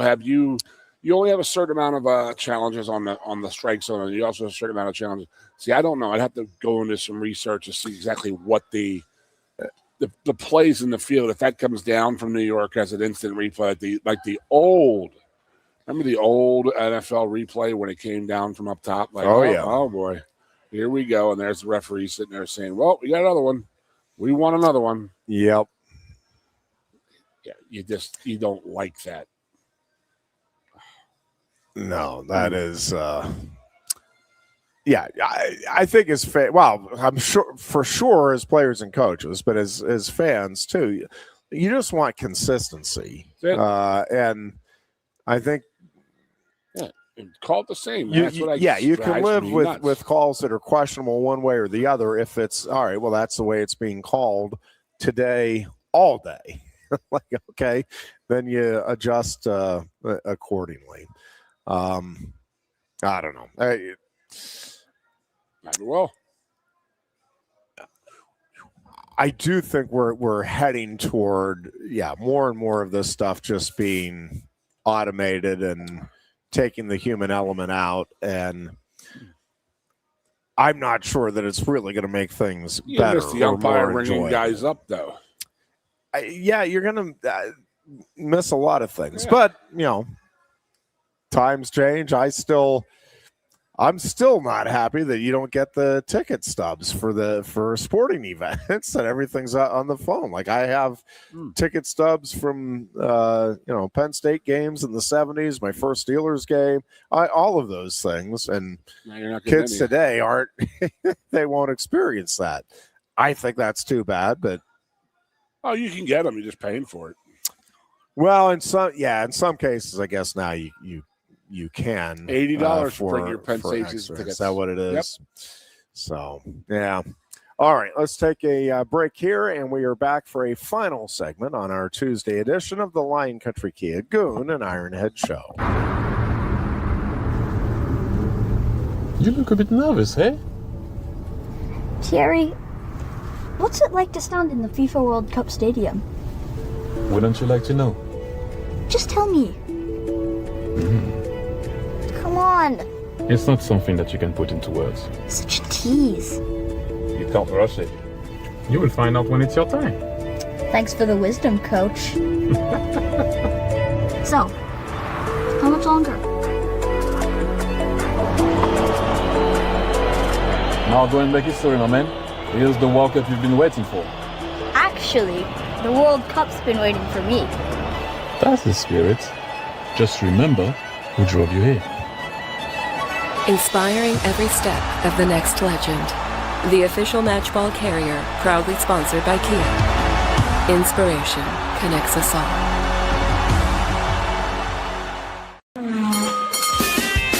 If you love wings, if you love rings, and all kinds of other tempting things.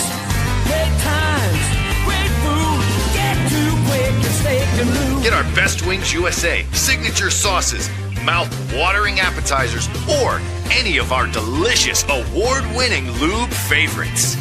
Great times, great food, get to Quaker Steak Lube. I'm the Modelo Recruiter, and I'm looking for fans with good hands and great speed. The ones who stay focused and never miss a play. They go the distance on game day, even when their team is away. I'm always watching, always looking to reward more full-time fans. Because football isn't really football without you. Lusk & Associates Sotheby's International Realty proudly presents the introduction of our new State College office at 314 South Borough Street in State College. At Sotheby's International Realty, we advertise locally, nationally, and internationally, bringing the best of advertising and promotion to each and every one of our properties, big or small. Call now. A lot has changed about State College. One thing that hasn't is W.C. Clark's Coffee Roasters on 234 East Calder Way. 30 different varieties of specialty coffee beans sourced from over 25 countries and roasted with love each morning in Happy Valley for over 45 years. They'll ship their fresh roasted coffee from their doorstep to yours. Order online at statecollegecoffee.com. That's statecollegecoffee.com. Hi, welcome to Timberland Federal Credit Union, a financial cooperative for its members, tracing all the way back to 1973. Experience Timberland Federal Credit Union, where you're greeted with a smile and financial solutions are tailored to your unique life journey. Here, we're not just financial professionals, we're your neighbors, people invested in your financial needs, literacy, and empowerment. Your dreams matter to us, whether they're about buying a home, growing a nest egg, or embarking on new adventures. TFCU draws from the past and invests in the future, offering modern tools like online banking to give you the freedom to manage your money practically anytime. Additionally, we're passionate about giving back both time and resources because enhancing our community is at the core of why we're here. Visit TFCU in person or online to learn more about our services and apply for a membership today. WFXX, once again, the Fox, your sports radio. Broadcasting live, loud and proud from Central PA's Sports Authority, WFXS America. 98.7, the Fox, State College. And back here on a Tuesday afternoon where the all-you-can-eat wing buffet here at Quaker Steak and Lube is a mere, 26 minutes away from getting underway. Can come on down and enjoy all of your favorite flavored wings and all of the accoutrements that go with it on a Tuesday afternoon. Every Tuesday, 4 o'clock is when the all-you-can-eat wing buffet gets underway. Of course, Quaker Steak and Lube, also a great place to come on down and watch all of your favorite sports action, whether it be the NHL, God forbid, the NBA, the Final Four coming up, the Frozen Four coming up. Good heavens, Goon. I mean, I'm not I'm not heartbroken for Sparty, but you watch that game, and certainly if you watch both those teams throughout the season, and again, that's sports. Do I think Duke is a better basketball team than UConn today? Yeah, I do. Doesn't matter. It's what you do in the tournament. Let's talk about that. And Wisconsin found a way to get it done. Yeah. I do think Michigan, and again, Michigan hockey is hockey. I think more than any other sport, maybe baseball if you get a great pitcher for a particular game, but hockey is just such a. Goalie's hot. Well, goalie certainly, but also like there's just days where, for whatever reason, the Islanders last night, third period, like. Do I think that third period is representative of the difference between the Penguins and the Islanders? I mean, I would love to say absolutely, but no, the Islanders just, man, it was like they could not get out of their own way. Everything the Penguins were doing, everything was just hitting on all cylinders. And it's just like, yeah, sometimes you just, you run into that. I mean, same thing, I guess, in football and stuff, too. It's like, yeah, a quarterback who's been average all season can all of a sudden just have a day where he's whipping it up and receivers are going and making plays. It happens. But it does feel to me, and obviously I was hoping Penn State would get there. I think they just ran out of steam. They did. I messaged, you just don't come back from those injuries. Yeah, that's as much as we sit there and say that because they did hang on for a long time with those injuries, and then it just caught up to them this past weekend. Yeah. And you got to give Minnesota the loose goalie a lot of credit, and then no question. A lot of you and I have talked for, I think we're on 8 years by the way. We like 7-8 years right now. I think with this show Ironhead.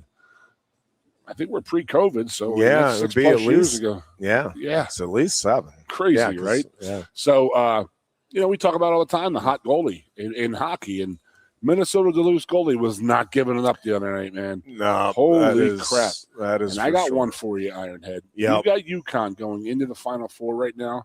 They came back on Duke, who was probably the number 2 team in the country behind Michigan, but they were down 15.5. Like they could go down 15 this weekend, and they're still going to have the mentality like, we got this. We can still do it. We did this. You know what I mean? What happened this past weekend with that shot was unbelievable. But the fact that they got to that point where they were down 15.5 and came back, it's like one of those things. It's like they're destined. And I don't think the UConn guys get enough credit for how tough they are for coming back like that. And then UConn has won a lot of titles that no one really remembers. They all talk about Duke and North Carolina. I think UConn's got more. I got to look it up, but UConn men's, it's very, very impressive. That UConn-Illinois game it's a fascinating matchup. I like Illinois. I like watching them play. They're a fun watch. And I don't like I don't know. He just rubs me wrong. but he's obviously a terrific coach. Yeah. Oh, I love him. He looks like a kind of guy who wants to go out afterwards and get, have some pops and some bourbon afterwards and talk it. But yeah, I like him. And I like how he went out and did this. And the Eastern European thing, I get it. But I talked to Mike Rhodes about it, and he's like, he told me last year, he goes, dude, I'm going to be speaking 7 foreign languages within the next 5 years. Those European kids are hungry to come over here. Hungry. Like there's a reason why Gavin McKenna came here. Yeah.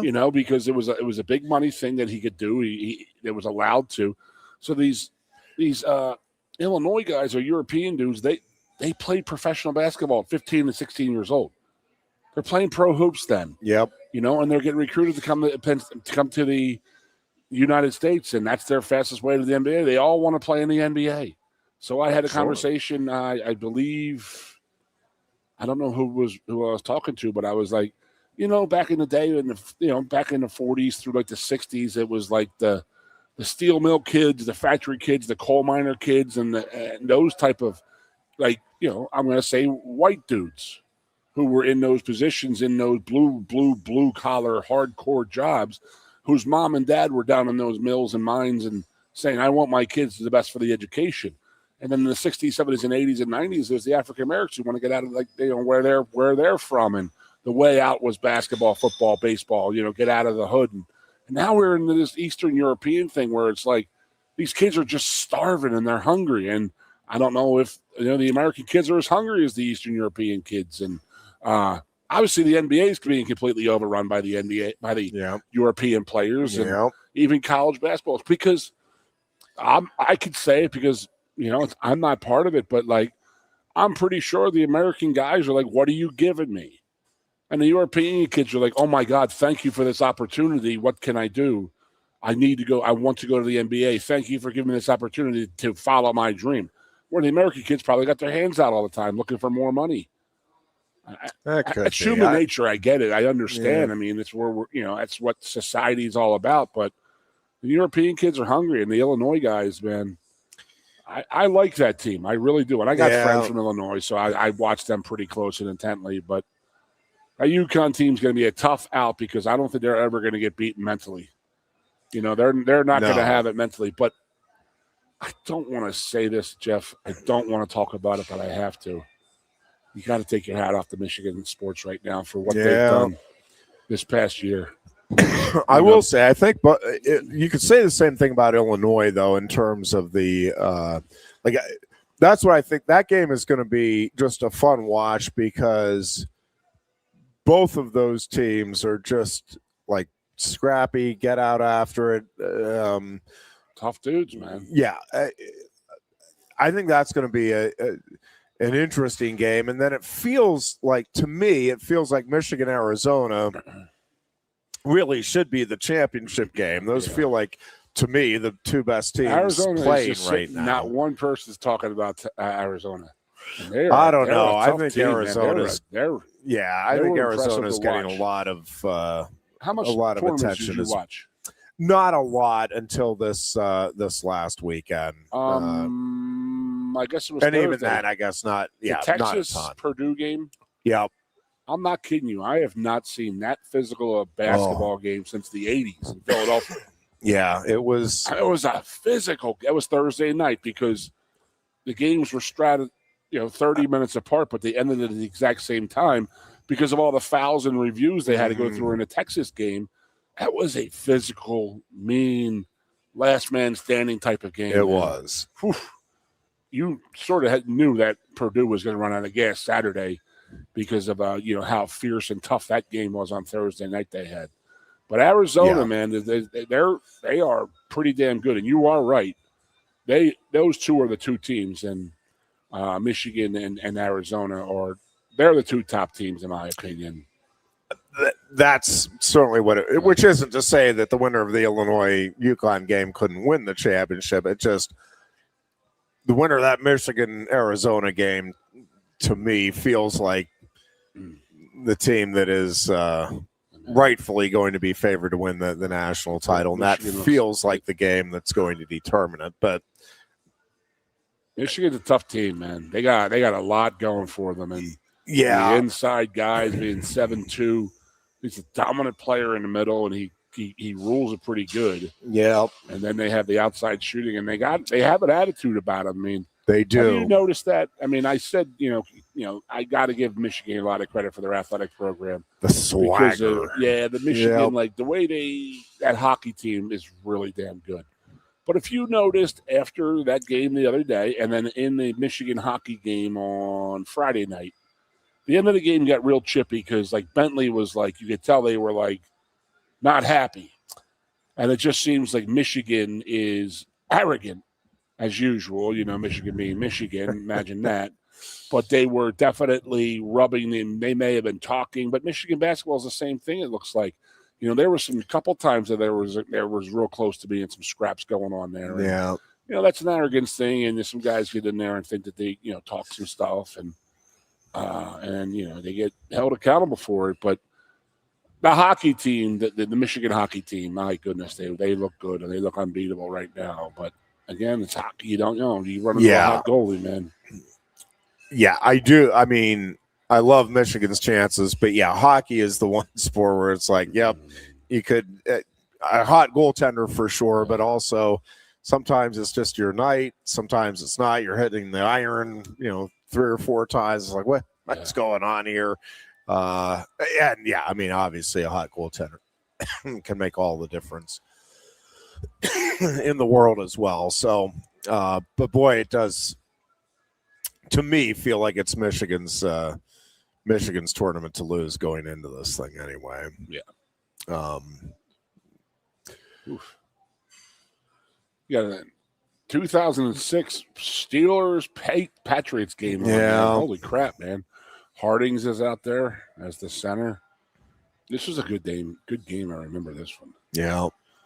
It's a nice little rivalry. One of the few good games for the Steelers against. Yeah, that's a nice little against the rivalry going Patriots, on there, but the Patriots had the best of them for a long time there.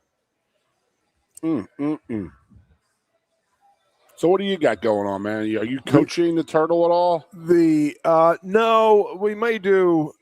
Excuse me. No, we're both hacking, dude. Yeah, I think I just got a little little piece of lettuce down the wrong side of the throat. But no, but he does have his first baseball practice today, actually, and is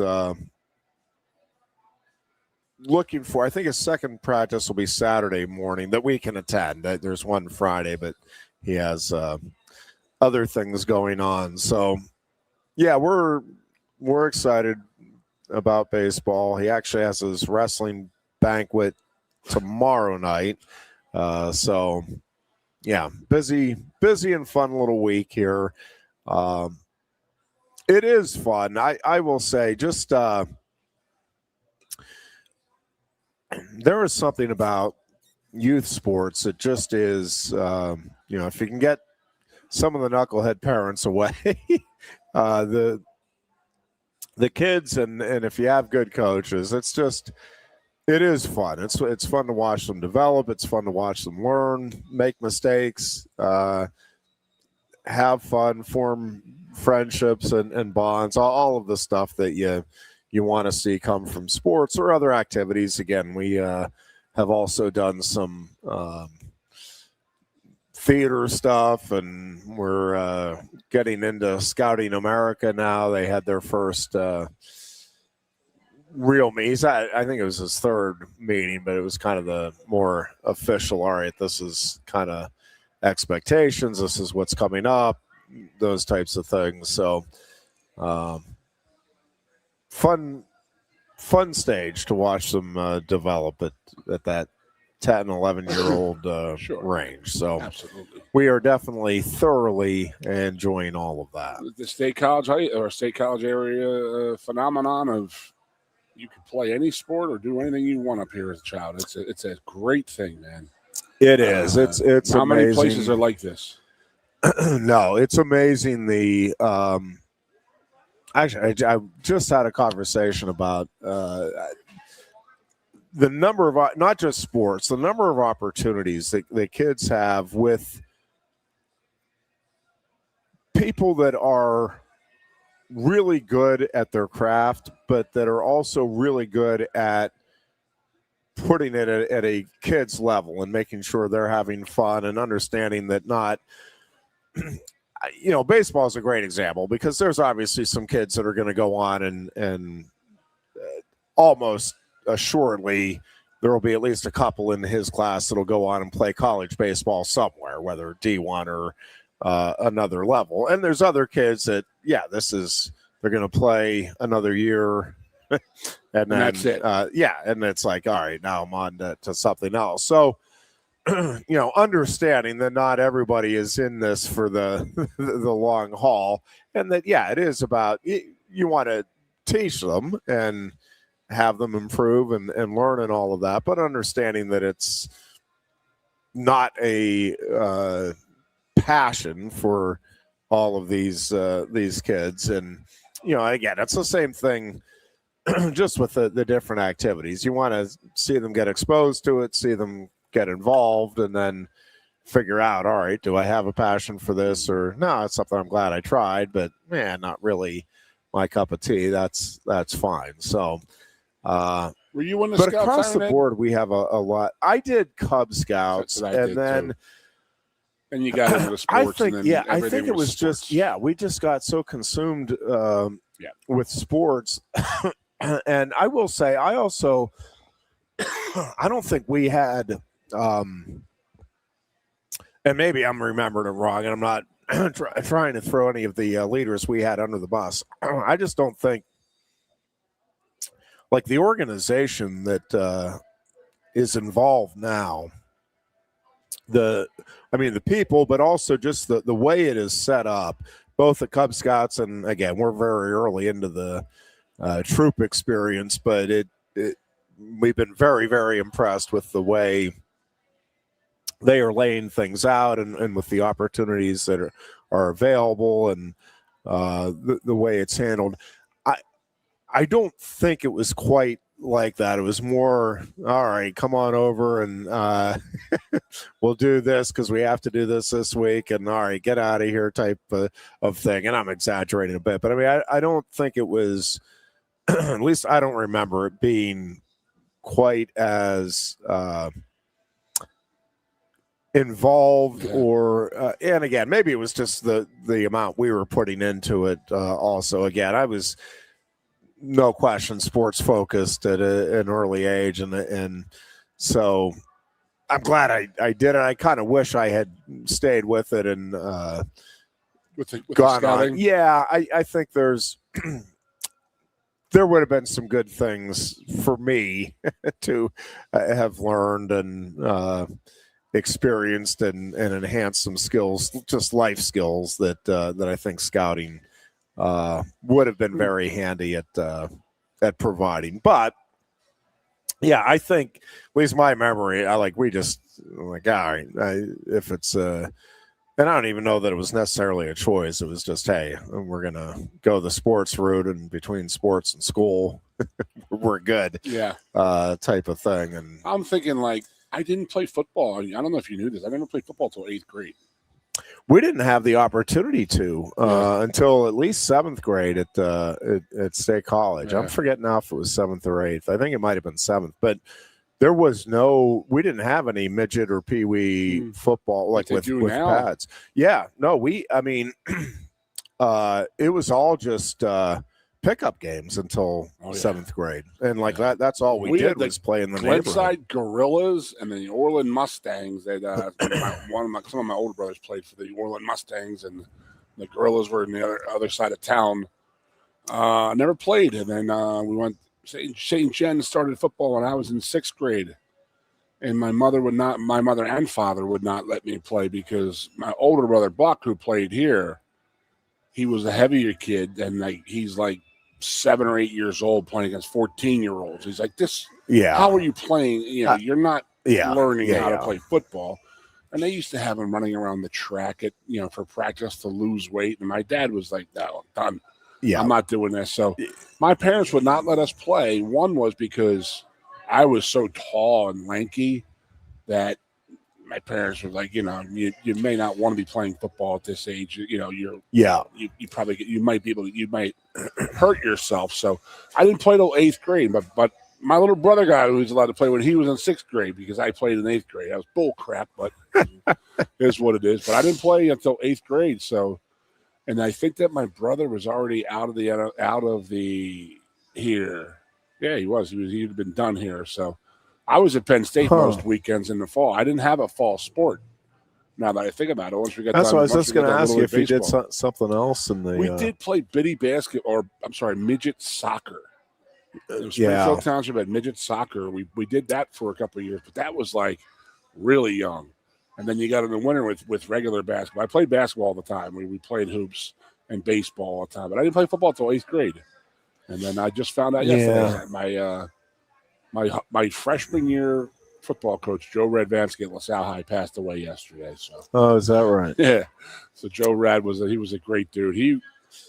I'd see him and he knew more about my career than I knew about it. I was like, Jesus, how do you know that, Joe Rad? Wow, that's great, man. Thank you for letting me know that. But yeah, God rest your soul, Coach Rad. So yeah, I didn't play football, so I was up here at Penn State, so I really didn't do anything in the fall. I was as I told Coach Campbell last week, I said I was pretty much the mascot for the 80s team. They would see how My brothers and his buddies would see if I could actually drink 4 beers as a 10-year-old. It was an impressive feats going on. So you impress any way you can, baby. You impress any way you can. We got some people coming. I do have one announcement, and that was that did you see LeVar Arrington's having that cruise to the Dominican in this summer? I did. I got the late invite, Ironhead. Did you? Yeah, buddy. He wanted to come on the air to say it, but me and Kerry are going to head down there with him. So nice.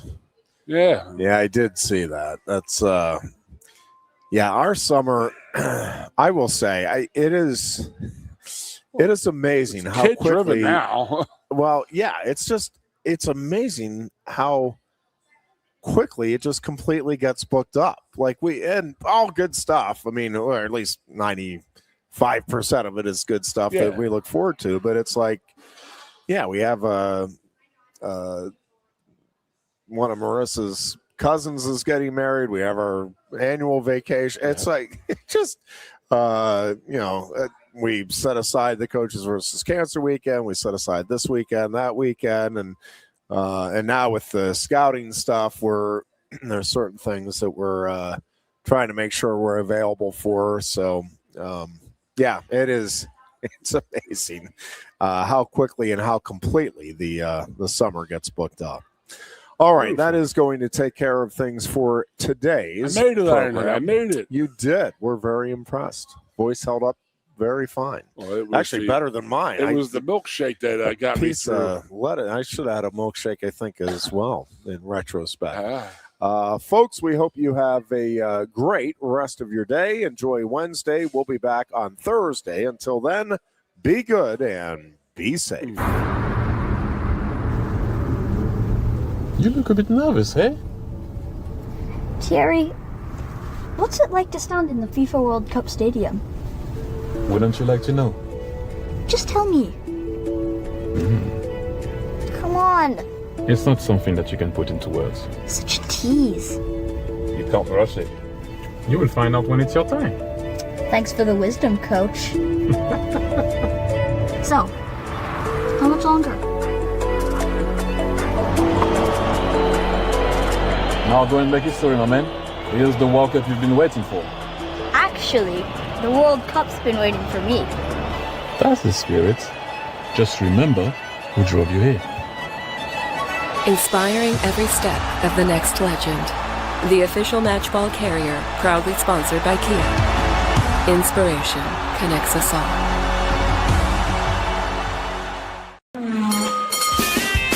If you love wings, if you love rings, and all kinds of other tempting things, great times, great food, get to Quaker Steak Lube. Get our Best Wings USA signature sauces, mouth-watering appetizers, or any of our delicious award-winning lube favorites. Great times, great food, get to Quaker Steak Lube. I'm the Modelo Recruiter, and I'm looking for fans with good hands and great speed. The ones who stay focused and never miss a play. They go the distance on game day, even when their team is away. I'm always watching, always looking to reward more full-time fans. Because football isn't really football without you. Lusk & Associates Sotheby's International Realty proudly presents the introduction of our new State College office at 314 South Borough Street in State College. At Sotheby's International Realty, we advertise locally, nationally, and internationally, bringing the best of advertising and promotion to each and every one of our properties, big or small. Call now.